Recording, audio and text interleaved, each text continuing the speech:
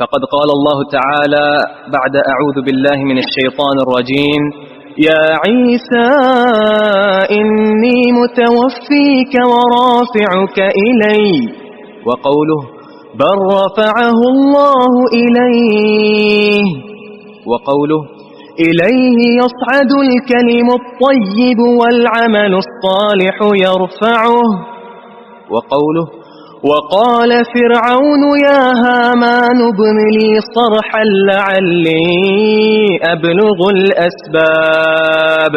أسباب السماوات فأطلع إلى إله موسى وإني لأظنه كاذبا وقوله أأمنتم من في السماء أن يخسف بكم الأرض فإذا هي تمور أم أمنتم من في السماء أن يرسل عليكم حاصبا فستعلمون كيف نذير. جزاک اللہ خیر. جو آیات کریمہ آپ نے اس وقت سماعت فرمائی ہیں، ان میں اللہ رب العزت کے ایک وصف یا اللہ تعالیٰ کی ایک صفت کا ذکر ہے، اور وہ صفت ہے علو. اللہ تعالیٰ کا علو.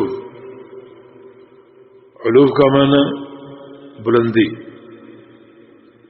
اللہ تعالیٰ کی صفت علو کا اثبات.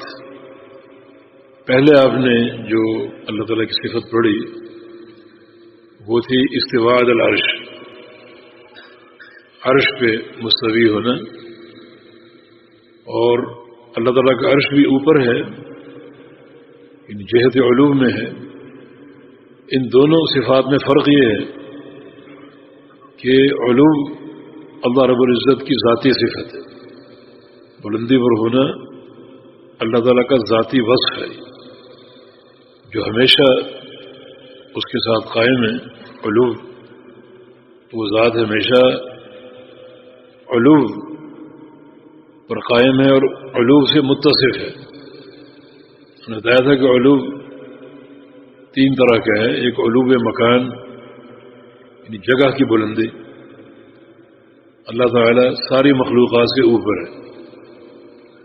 مخلوقات کے اندر ہونا اللہ تعالیٰ کی شان نہیں ہے. اور دوسرا ہے علو مرتبہ. اللہ تعالیٰ کی شان اور اس کا مرتبہ بلند ہونا، وہ خالق اور مالک اور رازق اور صفات کمال سے متصف. اور تیسرا علو قہر ہے کہ پوری کائنات پر وہ غالب ہے اور پوری مخلوقات اور کائنات اس کی مغلوب اور مقہور ہے. یہ علو کی صفت اللہ تعالیٰ کی ذاتی صفت ہے، جبکہ استواء کی صفت اللہ تعالیٰ کی فعلی صفت ہے. علو اس کی ذاتی صفت ہے اور استواء اس کے افعال میں سے ایک فعل ہے. اور دوسری بات یہ ہے کہ علو جو ہے یہ استواء کو مستلزم نہیں ہے، لیکن استواء علو کو مستلزم ہے. یہ اللہ تعالیٰ عرش پہ مستوی ہے اور ساتھ ساتھ بلندی سے متصف، علو سے متصف ہے. تو استواء علو کو مستلزم ہے لیکن علو استواء کو مستلزم نہیں ہے. تو ان دونوں میں عموم اور خصوص کی نسبت کا فرق ہے.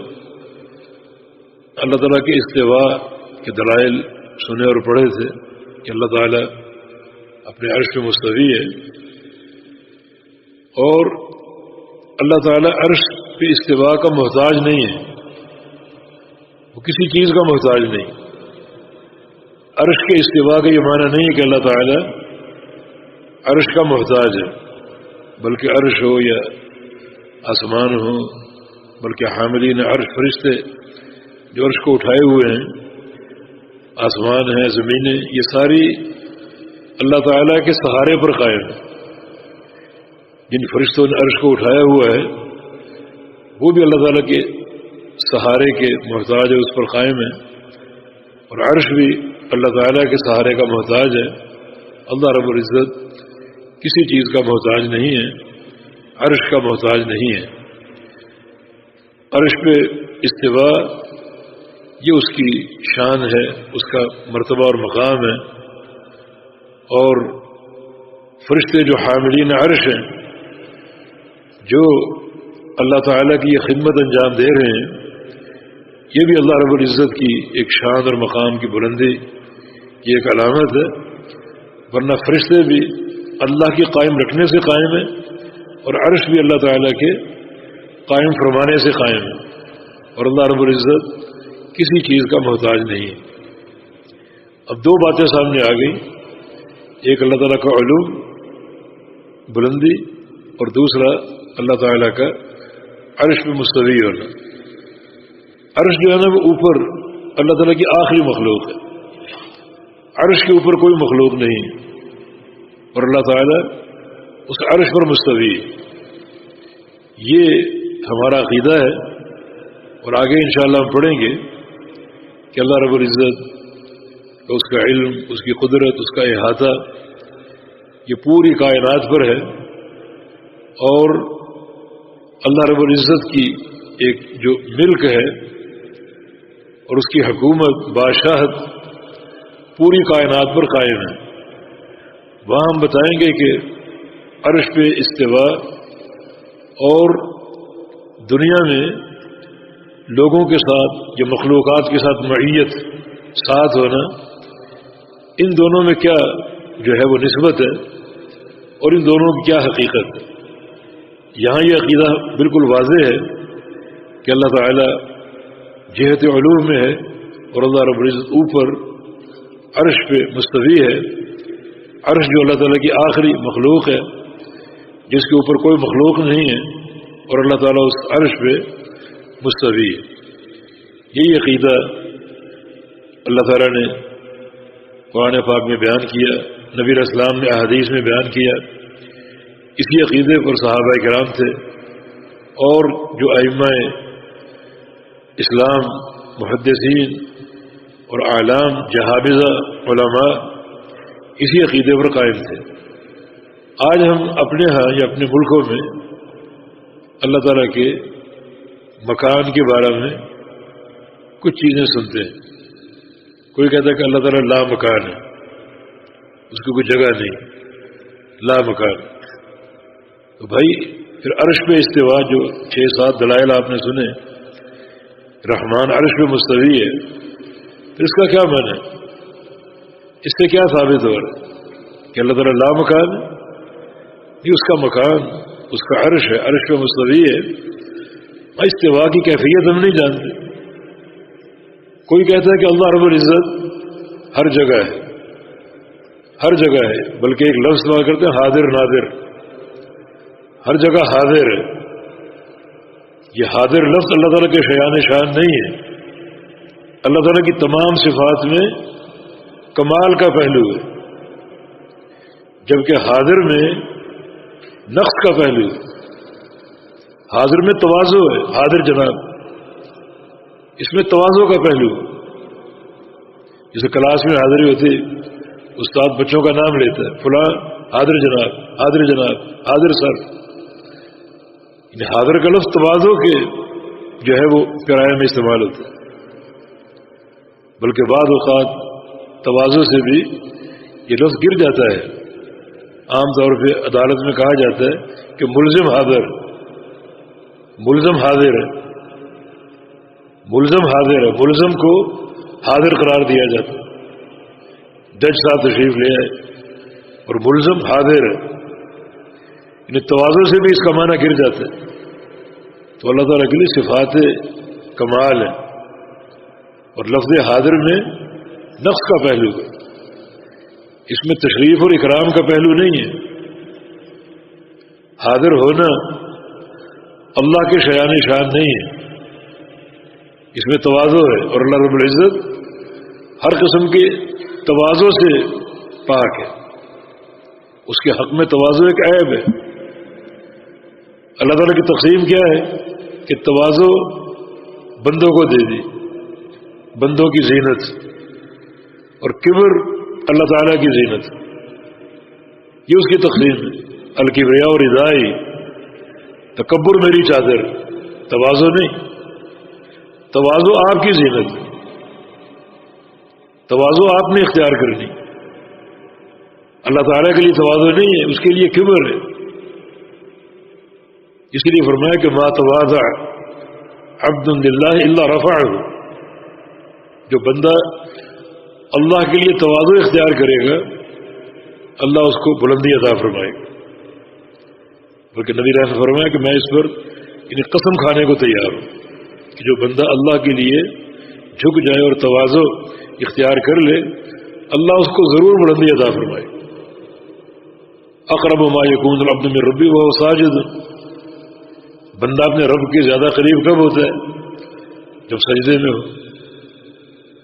اور اس سے بڑی تواضع کیا ہے، اس سے بڑی ذلت کیا ہے اللہ کے سامنے کہ اس کی پیشانی، اس کی ناک مٹی سے رگڑ رہی، ہاتھ اور گھٹنے مٹی کو چھو رہے ہیں، زمین سے لگے ہوئے۔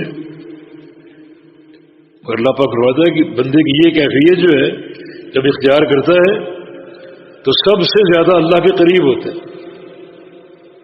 یہ تقسیم ہے، اس کے لیے کبر ہے، ہمارے لیے تواضع ہے۔ تو حاضر میں تواضع ہے، بڑائی اور کبر کا پہلو نہیں ہے۔ اور دوسری بات یہ کہ اللہ تعالی اگر ہر جگہ ہے، ہر جگہ حاضر ہے، اور لفظ حاضر کا معنی بھی یہ ہے کہ اپنے جسم کے ساتھ کہیں موجود ہونا، اپنی ذات کے ساتھ کہیں موجود ہونا۔ تو اللہ تعالیٰ کے حق میں اگر یہ تسلیم کر لیں کہ اللہ تعالیٰ اپنی ذات کے ساتھ ہر جگہ موجود ہے، ہر جگہ حاضر ہے، تو پھر اللہ تعالیٰ کا یہ کوئی کمال نہیں، ہمیں کہنے دیجیے۔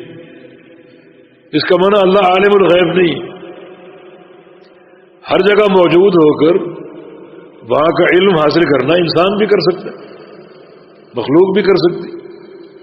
کمال تو یہ ہے کہ وہ عرش جو انتہائی بلندی پر ہے اس پر مستوی ہے، اور کائنات کی کوئی شے اس سے اوجھل نہیں، اور ہر جگہ موجود ہو کر ہر جگہ پہنچ کر اس کا علم تو انسان بھی حاصل کر سکتا ہے۔ اس میں کون سا کمال؟ کوئی جگہ آپ نے نہیں دیکھی، آپ کو اس کا علم نہیں، جب آپ پہنچ کے اس جگہ کو دیکھ لیا تو اس کا علم آپ کو آ گیا۔ یہ کون سا کمال ہے؟ یہ تو مخلوق بھی یہ کام کر سکتی۔ کمال یہی ہے کہ اللہ رب العزت عرش پہ مستوی ہے اور پوری کائنات کی نگرانی کر رہے، کوئی ایک ذرہ تک اس سے اوجھل نہیں، تو حاضر اللہ کی صفت نہیں ہے۔ آگے ایک حدیث میں اس کی وضاحت بھی انشاءاللہ آ رہی ہے۔ تو رحمان عرش پہ مستوی ہے اور علو اس کے شیان شان ہے۔ آپ نماز میں پڑھتے ہیں سبحان ربی الاعلی، سبح اسم ربک الاعلی، پاک ہے میرا رب جو کہ اعلی ہے، اعلی کا معنی سب سے بلندی پر، یہ اللہ کی شان۔ یہ نظریات جو ہم نے مختلف اپنا رکھے ہیں، کوئی کہتا اللہ لا مکان ہے، کوئی کہتا اللہ ہر جگہ ہے، اور کوئی کہتا ہے کہ اللہ ہر چیز میں حلول کیے ہوئے۔ یہ صوفیہ حلولیہ ان کا عقیدہ ہے کہ خالق مخلوق کو پیدا کر کے مخلوق میں خود داخل ہو جاتا۔ کوئی کہتا ہے کائنات میں ایک ہی وجود ہے، خالق اور مخلوق ایک ہے، یہ وحدت الوجود کا نظریہ، خالق اور مخلوق ایک ہے، ایک ہی وجود۔ اللہ تعالیٰ کا تعارف نہیں ہے۔ جو قوم اپنے رب کے بارے میں متفق نہیں ہے، رب کے مکان کے بارے میں متفق نہیں ہے، اللہ اس قوم کو کیسے سرخرو کرے گا، اور وہ قوم کیسے سعادت اور نجات حاصل کر سکتی؟ پھر یقیناً یہ ساری نحوستیں، ذلتیں جو ہم پر مسلط ہے، ہم اسی کے مستحق ہوں گے کہ اپنے رب کے بارے میں اختلاف۔ ہم نے ایک سے پوچھا اللہ کہاں ہے؟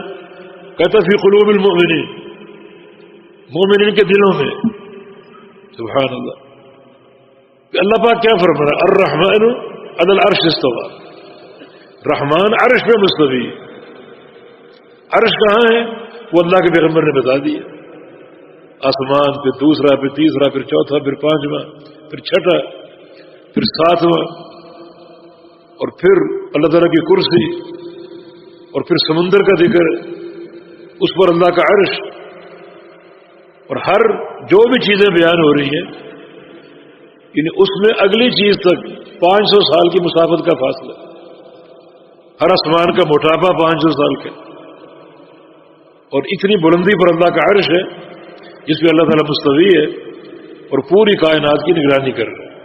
وہ عالم علوی ہو یا عالم سفلی ہو، پوری کائنات کی نگرانی کر رہا ہے. تو اللہ تعالیٰ کے لیے علو ہے. ہر جگہ موجود ہونا اللہ کی صفت نہیں ہے. ہر جگہ موجود ہے اپنے علم کے ساتھ، اپنی قدرت کے ساتھ، اپنی طاقت اور ملک کے ساتھ. اس کی ذات عرش پر اور اس کا علم پوری کائنات کا احاطہ کیے ہوئے، اس کی قدرت پوری کائنات کا احاطہ کیے ہوئے. اللہ تعالیٰ کے لیے مثال نہیں ہے، اس کے لیے مثال اعلیٰ سے اعلیٰ ہے. لیکن مخلوقات میں سے ایک مثال ہم دے سکتے ہیں. سورج کا ایک مکان ہے جہاں وہ چل رہا ہے اپنے اس مکان پر، اور اس کی دھوپ پوری کائنات پر، ہر جگہ اس کی دھوپ پہنچتی. لیکن سورج کی ذات اپنے ایک مستقر، اپنے ایک مقام پر ہے، اور وہاں وہ چل رہا ہے. اس کا طلوع ہونا، اس کا غروب ہونا، اس کا ایک محل ہے جس پر وہ جاری و ساری ہے. اور اس کی دھوپ پوری زمین کو ڈھانپے ہوئے، ہر جگہ اس کی دھوپ پہنچ رہی. یہ تو ایک مخلوق ہے چھوٹی سی، اس سے بڑی بڑی مخلوقات موجود ہیں. لیکن خالق کے لیے ہم یہ مثال بیان نہیں کرتے مگر کچھ سمجھنے کی کوشش کرتے کہ اللہ تعالیٰ جو خالق اور مالک ہے اس کے بارے میں ہم کیسے نظریات قائم کریں کہ اللہ ہر جگہ. سبحان اللہ، اللہ کی ذات ہر جگہ. اس کے نور کی تجلی کوہ طور برداشت نہیں کر سکا، تو اس کا بذات ہی کہیں ہونا، غور کریں ذرا کتنی بڑی بات ہے. ایک نور کی تجلی سے پہاڑ ریزہ ریزہ ہو گیا، اور آپ کہتے ہیں کہ اللہ تعالیٰ ہر جگہ بذات ہی. نبی علیہ السلام کی حدیث ہے کہ اللہ رب العزت اپنے نور کا ایک پردہ ہٹا دے تو جہاں جہاں تک اللہ کی نظر جاتی ہے وہاں وہاں تک ساری مخلوق جل کے راکھ ہو جائے. اللہ کے مقام کو پہچانو، اللہ کے وقار کو پہچانو. حضرت انسان کو کیا ہو گیا؟ آپ چند حقائق پر غور کریں. آپ دعا کرتے ہیں ہاتھ اٹھا کر، تو کبھی آپ نیچے ہاتھ اٹھا لیں، ایسے نیچے کر لیں ایسے. اللہ تو ہر جگہ ہے نا، کبھی دائیں طرف کر لیں، کبھی بائیں طرف کر لیں. ہمیشہ اوپر کیوں؟ نبی علیہ السلام نے یہ طریقہ دعا ہمیں سکھایا، تو ہمیشہ ہاتھوں کا رخ اوپر کیوں ہے؟ اس سے کیا چیز ثابت ہو رہی؟ اللہ کا ہر جگہ ہے، دائیں بائیں ہر جگہ. اور کتنا یہ تضاد ہے. ایک طرف یہ کہا جاتا ہے کہ اللہ کی جہت نہیں، اور ایک طرف یہ کہا جا رہا ہے کہ اللہ ہر جگہ. جب ہر جگہ ہے تو پھر جہت تو ثابت ہوگی. ایک طرف یہ کہا جا رہا ہے کہ اللہ رب العزت مخلوقات کی تشبیہ سے پاک ہے، اور اختلاط بین المخلوقات یہ تشبیہ نہیں. مخلوق کا مخلوق سے ملنا، مخلوق کا مخلوق میں اختلاط یہ تشبیہ نہیں ہے، مخلوق کا عمل نہیں. نہیں، رحمان ان تمام کاموں سے منزہ ہے، مبرہ ہے. دعا کرتے ہو تو ہاتھ اوپر کیوں اٹھاتے ہو؟ کبھی پیچھے اٹھا لو، کبھی دائیں، کبھی بائیں، اور کبھی نیچے اٹھا لو. اللہ تو ہر جگہ.